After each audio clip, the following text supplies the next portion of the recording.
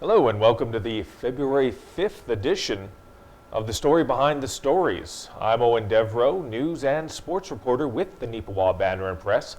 Thank you as always for taking a little bit of your time to spend with us. This week I am joined by Casper Wehrhahn. Casper, great to have you in on the chair this week. Yes, always good to be here, and as Owen said, I am on a chair this week, not a couch. Yep. There's been some renovations going on here at the NACTV recording studio, but there's some of that in the paper, so I won't spoil that for you. But we have a good paper to get into, don't we? That's right, but first let's give a shout out to NACTV. As you can most likely see, some new carpeting in there. It looks great. I wiped my feet before I walked into the building there. I made sure to keep it clean. We want to keep this as respectable as possible. As you may have seen over the past couple weeks of the paper and in this week's edition of the Banner and Press, some renovations going on here at NACTV. So you're going to see a few changes over the next little while. The first one, of course, being the carpeting. And as you can see, they're got the old furniture out. They might be bringing in some new stuff as well. So it's going to be very interesting to see how this plays out over the next little while. So you're definitely going to have to keep tuning in to sort of see how that plays. But let's talk, as you said, Casper, this week's paper, it is so full. It's a 24-pager, and it really is jam-packed. First off, we have an update right on the front page about the Croca Curl. Kira Patterson was able to get us a couple pictures of that, and I think it looks amazing. What is your take on it? Oh, no, absolutely. That's something we've been following for a little while here, and we were hoping to get some pictures of them putting down the paint, and we actually did get one, because we heard the word there on, I believe it was Monday. You can see that on the front page. You'll have to get a hard copy of the paper to see it a bit better, but they had a fresh coat of paint going down on the ice there, and I think it's pretty much ready to play on, isn't it? I think all they got to do now is put the the shafts in there, the pegs as they were. But other than that, from what we hear, it's going to be this weekend. Going to be able to go out there and play a little bit of Croca Curl. A lot of people are excited about that, and it's another nice little thing for the town to have this little activity option, especially with what we're all still dealing with some restrictions due to COVID-19. So having this little option, I hope we as a community use it, and I think we will. I mean, I haven't curled ever. Not real curling. I did jam pail curling when I was in elementary school, but other than that, no curling. But even I think I'm going to see if I can get down there and give this a go, because from the bits and pieces I've heard, it sounds like it's a lot of fun. It really does. Yeah, it does sound like that, and you know, same as you. I haven't done any curling for quite some time. I'd say the last time I curled was probably high school for gym class, so it's been a few years now. Yeah. But no, it definitely seems like a fun activity that I think people will take advantage of, especially because with all the stuff going on, you know, you need something to do. And this hopefully provides a fun and fairly safe activity for people to take advantage of. If you want to check it out, you can see it, of course, on page 1 and page 14 of this week's edition of the paper. Or you can take a drive down to the flats and just check it out for yourself. It'll be interesting to see how the scheduling goes with that. I'm sure it's going to be very popular the first little while, so everybody sort of be cool, don't be rude about sort of waiting your turn, and let's all enjoy this activity when we can. All right, let's shift gears over into the pages of the paper. And there's so much going on. Not much going on the color pages, because Story Behind the Stories, we are packed with ads this week on the color pages. Like, we were genuinely worried that we would have to do a second section just to cover all the color ads. But fortunately, Diane, Kira were able to find a way to squeeze them in there when we were putting them on the page. We were sweating it a little bit, but we turned out all right. But that doesn't mean there's no news in here. All the black and white pages are packed with news. One of the items, very important, and I'm sure everybody in town is curious about it, is what's happening with CN property and in terms of getting some housing put in there. We did get an announcement at the recent council meeting Council has formally absolved Stone Cliff Builders, based out of Steinbach, of their commitment of just over $1.7 million to purchase all 46 lots. The reason for that is a combination of factors. Most of them really, though, had to do with COVID-19. There was a plan in place from both the town and from the builder, but then COVID really kiboshed that in 2020. So they mutually agreed to sort of step back, and the town is going to sell these lots now individually. Most likely, as you're watching this show, their information is out in our paper. It was actually a color ad as well that came in late, and I had to tell them, I'm sorry guys, we are out of color space. But they were cool with putting it on a black and white page, and you can see that information in this paper. You can see it on their social media platforms, and you can see it on the town website. They're going to be selling the lots individually for about $45,000 each. And from the bits and pieces I've heard, there's interest out there. I think there's going to be interest in some contractors and some builders buying a few of these at a time and getting going on this. So a lot of enthusiasm in the town. COVID-19 really struck a blow towards that progress in 2020. But I think 2021 might be the turning point. What is your take on that, Casper? I mean, it's been so long we've been talking about this. Do you think we'll actually see buildings on the ground in 21? I mean, I guess it depends how the year goes, really. I mean, it's hard to say with the pandemic going on. You know, you don't really know what to expect. So I guess we'll just have to wait and see. But, you know, it'll happen eventually. I'm sure of that, at least. Eventually, yes. That's a strong, confident take on the town there. I will say that I'm very curious and excited to see how it plays out there. See that land get developed, because you know it has been empty for quite a while. Yeah. I'm looking forward to it, and I'm feeling confident. I'm feeling frisky here. I'm thinking there actually be houses there at the end of this year. There will be houses in place. Come December, if I'm wrong, you can call me out on it. But call me optimistic. But I think it's going to happen now. And I'll cross all my fingers for good luck. And I'm very much, I'll cross all my fingers as well. I'm very much looking forward to it. So let's shift over to the next page. Our travel and entertainment section this week has, of course, pictures of the before and after of NACTV and some of the work that's been going on. And we also have a story about one of the most popular programs on NACTV. Not this one, no. Yeah, we're maybe not even the top 10 really, you know. But the most popular is, of course, the Bigger Bingo, and it's been living up to its name as of late. It has been getting bigger. Kira Patterson did a story for us about how the popularity of it through 2020 has really picked up. You give it a read, Casper. What is your thoughts on the way things are playing out with the bingo? Well, it certainly worked out for them. As it says in the story here, the pandemic has obviously brought them some obstacles. There's stores in Neepawa that carried the bingo cards previously, but of course with the pandemic, as restrictions have changed and they've had to limit their capacity, they have opted out of that. And so they had to sort of take a different route on how to keep doing the bingo card sales. And so actually Val Wilson started taking it upon herself to actually deliver the cards to the people that want to play.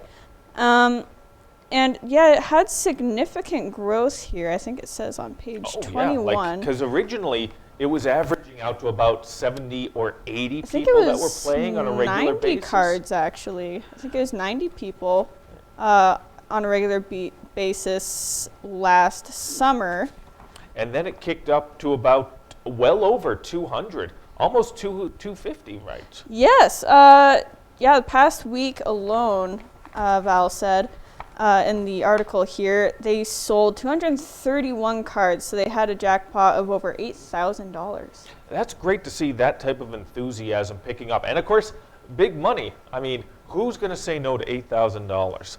I know somebody, I won't name names, just I don't know if they want to be publicly acknowledged on this, who has played the bingo pretty much right from when they moved to town. Every week they enjoy the bingo. They've won it on occasion. They haven't won it on occasion recently because the odds have sort of skewed out of their favor since it went from about 80 or 90 to about 230. So, but they still enjoy it. They enjoy the effort and all of the things that are done. And they appreciate the work that Val and everyone else behind the scenes does. Not just in terms of selling the tickets, but actually putting the show on. So when you see something like this on NAC TV, it's more than just the bodies standing in front of the camera. There's a lot of people in the background who do a lot of work, who do the real work actually, to make sure that the TV show actually is on and is seen. So kudos to Val, to everyone involved with the Bigger Bingo and NAC TV on that. I think it's an interesting little read. Kira did a great job of sort of talking about the history of it. And hopefully you'll take a few minutes of your time to check that out. Actually, in a way, we're talking a lot about gambling today. First off, the bingo.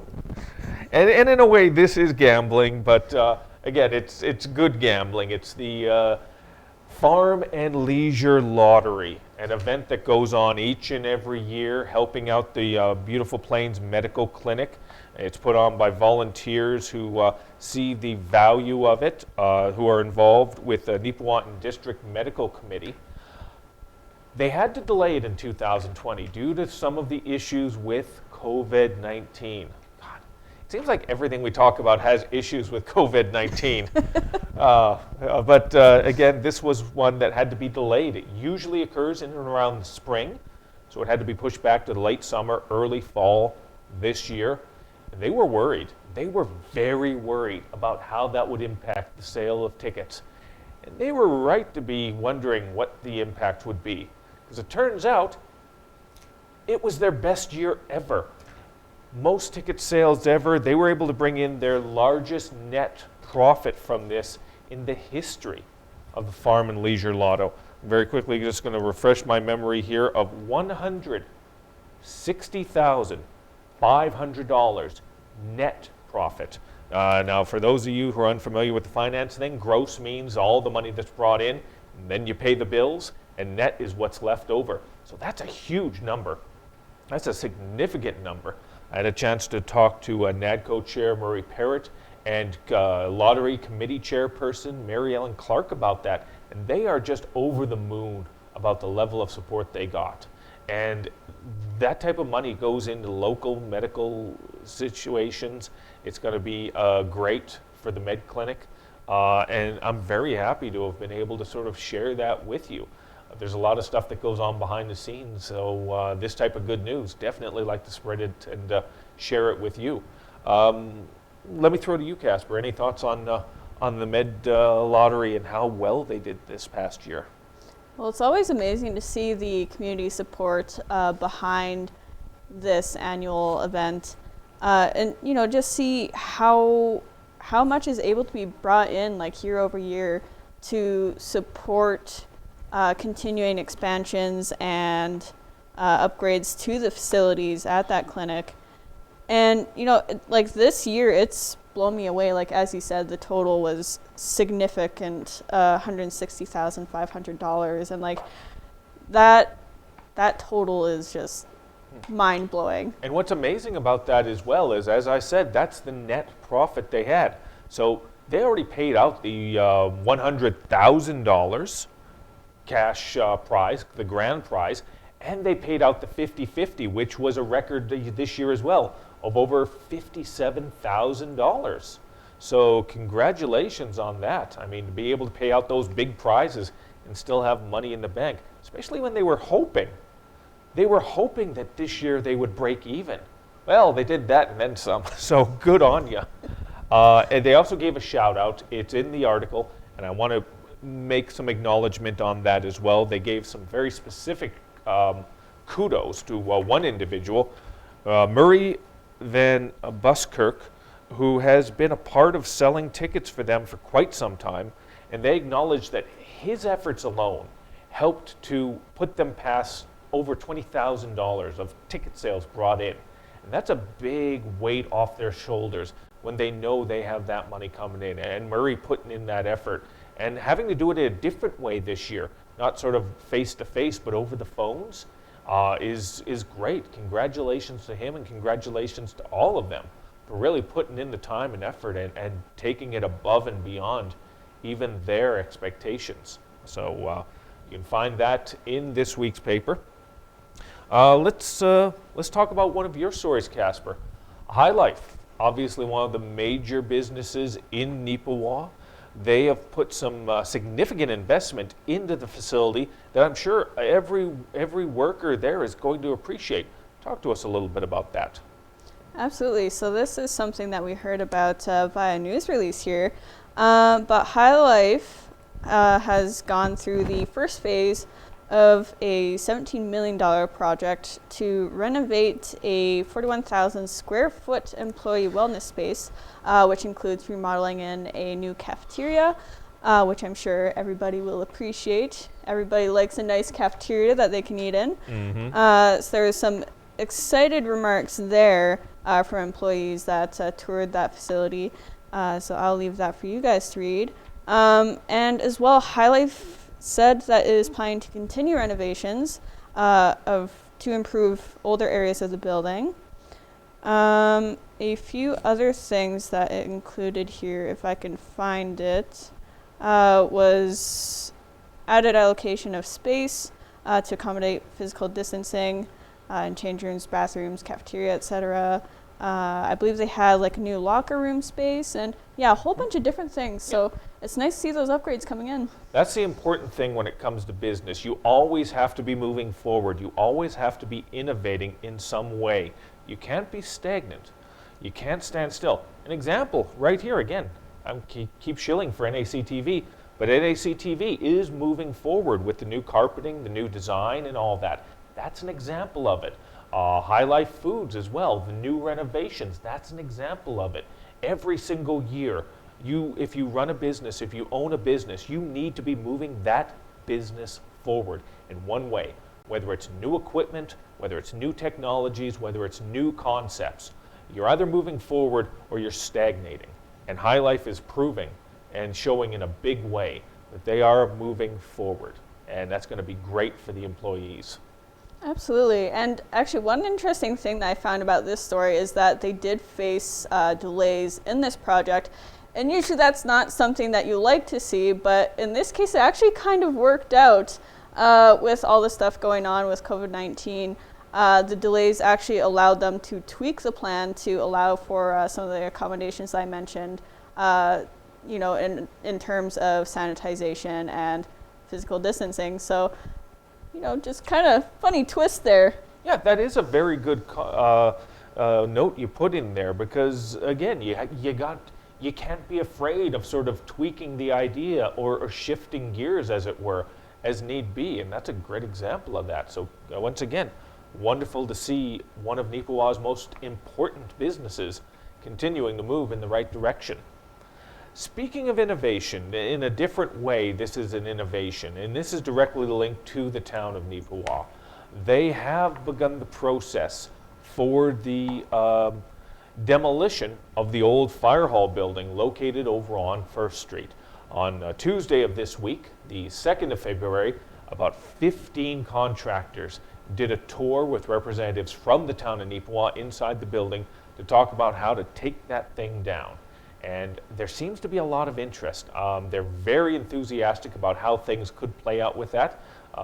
We have the new fire hall, and the old building is old enough, and we blew it up.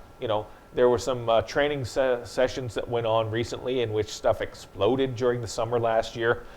So there's giant holes in the building now. So they decided we're going to knock it down. We're going to put something new in there, which is great because it is a prime location. It's a short story. It's an easy read.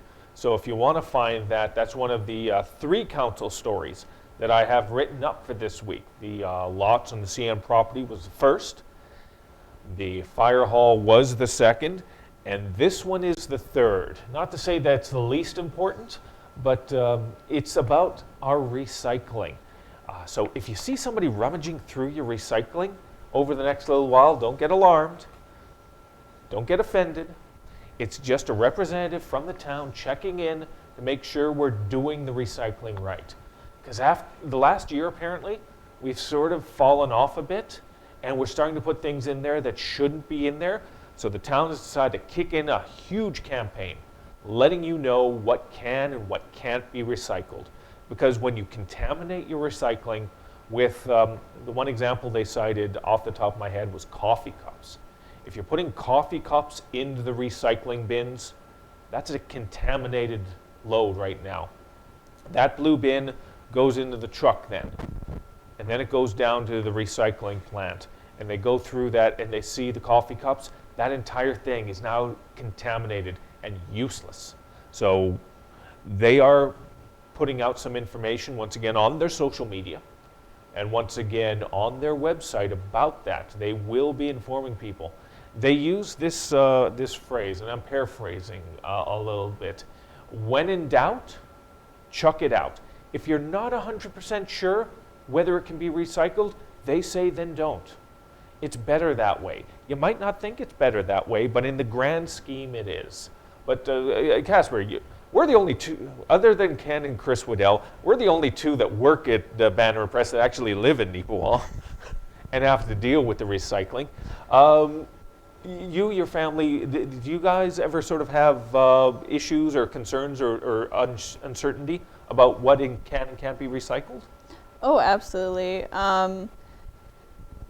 There's certainly a lot of confusion around what can and can't be recycled, because there'll be items that have, a number that technically, yes, according to the chart that's laid out, should be able to be recycled, but because it's used for like X, Y, or Z reason, it actually can't be recycled. So that's a contributing factor.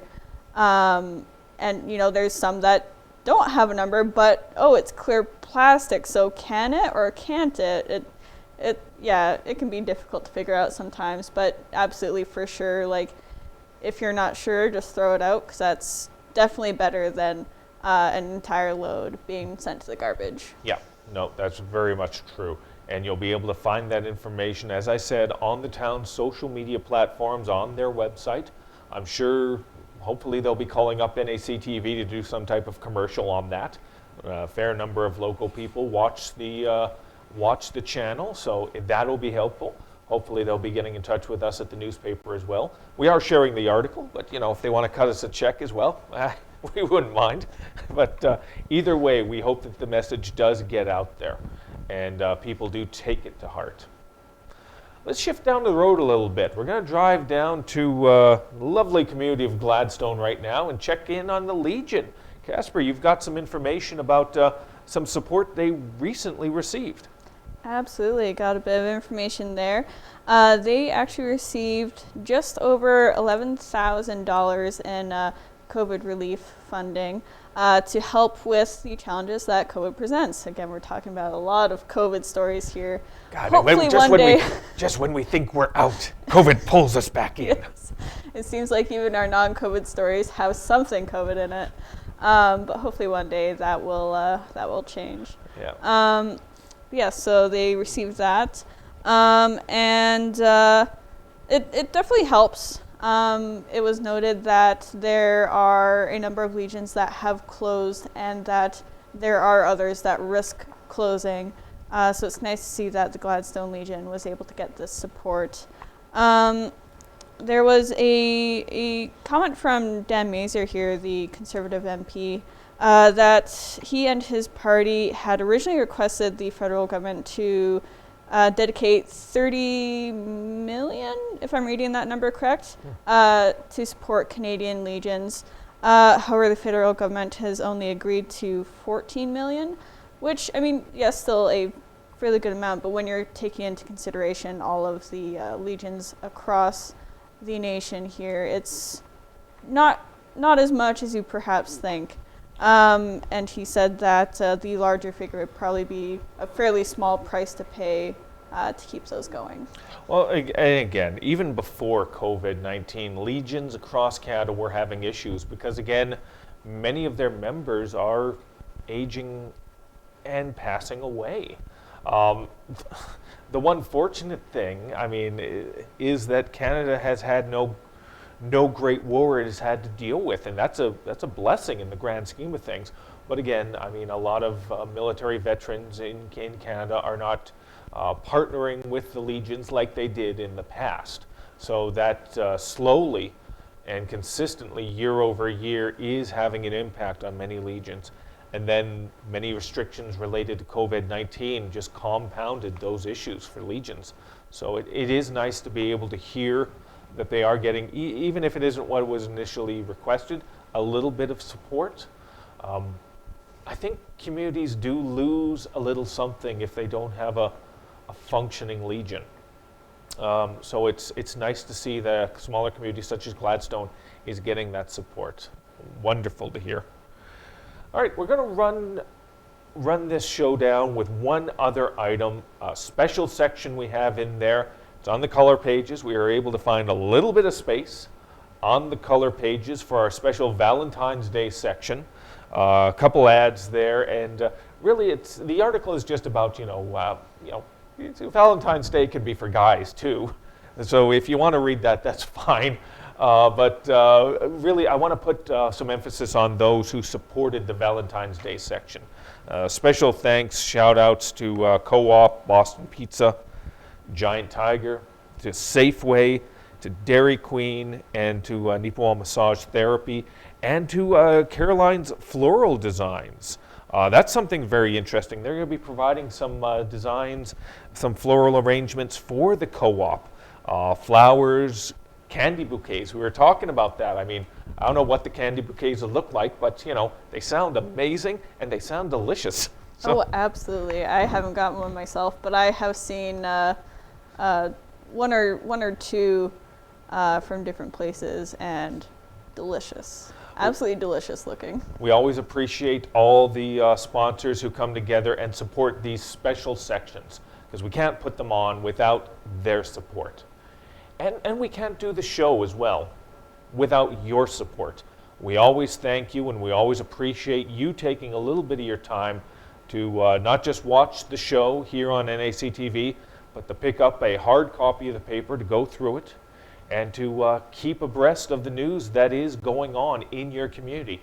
Sometimes people think there's not much that goes on in a small town, and they couldn't be more wrong. And this week, quite honestly, this week's paper proves it. We only scratched the surface of some of the things we've got on this week's paper. We got 24 pages jam-packed, so if you want to see it, pick up a hard copy. And Casper, again, as always, thank you very much for coming in and walking us through some of the stories on this week's show. Always happy to be here. And I hope that you all will join us next week as well for some more interesting stories. That's right. We're already hard at work getting ready for next week's edition of the Neepawa Banner Press. But we need your help to be able to do that. And we'd love to hear from you. If you have story ideas or suggestions, you can call us at 476-3401. You can contact us at news@neepawabanner.com or sports@neepawabanner.com. Any news items you have, we want to hear from them. We might not be able to get to them immediately, but we're going to try. We're going to try and share your stories with the world. And once again, 476-3401. We'd love to hear from you. And we appreciate you reading our paper and watching this show. So for Casper and for the entire staff of the Neepawa Banner Press and NAC TV, thank you very much for taking a little bit of your time to learn about the stories behind the stories.